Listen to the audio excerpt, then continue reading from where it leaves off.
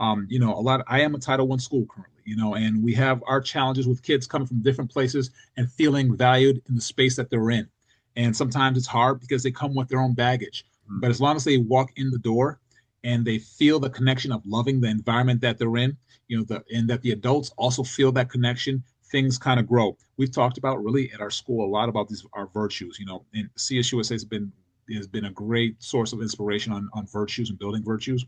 But those things that matter in the classroom or relationships, like one kindness, the simple thing of kindness, and sometimes in a world where some our students and families don't always get to display those values, kindness, because we're always in a rush to meet the needs and demands of right now.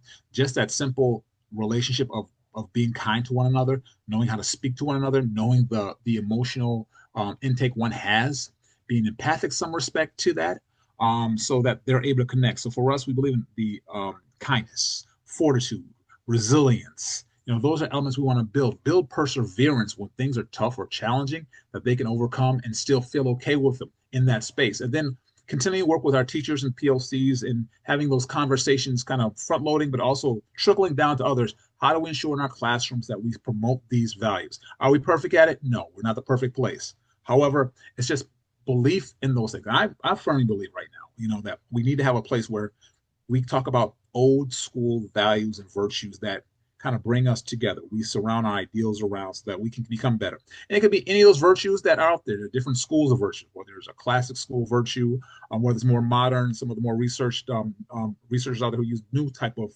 virtues. But there's a moral center that the virtues kind of go around. And I think if we just implement that, we become better, our kids become better, and the staff also becomes better because they buy into that. I think and hopefully they use that outside of their school, the work-life balance. If you carry that outside, you bring it inside. It's more connected today because our kids, they are authentic. They don't come to, I'm going to be this way in school, and then I go home and then, hey, I'm gonna. Right, No, it's like right. they're real. It's like they are who they are. So we hopefully the adults do so as well.